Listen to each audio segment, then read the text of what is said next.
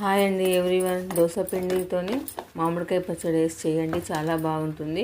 దోస పిండి తీసుకొని మంచిగా కొద్దిగా ఉప్పు వేసి మరీ వాటర్ వేయకండి. కొంచెం మంచిగా పేనం వేడైపోయినాక దోస పిండి వేయండి. సన్నగా వేసుకోండి ఫస్ట్. చూడండి అట్లా మంచిగా సన్నగా, మరి దొడ్డుగా కూడా వేయకండి. సన్నగా వేస్తే క్రిస్పీగా వస్తుంది దోశ.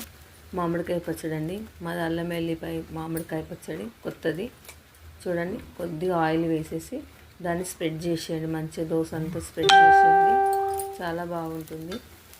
చూడండి ఎంత మంచిగా వచ్చేసిందో. అది పచ్చడి అంతా మంచి దోశ మనం చట్నీ ఎట్లా పెట్టుకుంటామో అట్లా రాసేసేయండి. ఇంకా దీనికి ఏ చట్నీ అవసరం లేదండి, చాలా సూపర్ టేస్టీగా ఉంటుంది. ఒక్కసారి ఇలా ట్రై చేసి చూడండి, ప్లీజ్ కామెంట్ చేయండి. ట్రై చేసి చూడండి ఎంత మంచిగా వచ్చేసిందో, క్రిస్పీగా వస్తుందండి.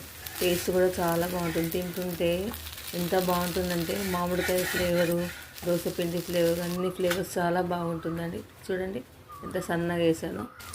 ఇంకో దోశ రెడీ అవుతుందండి. చూడండి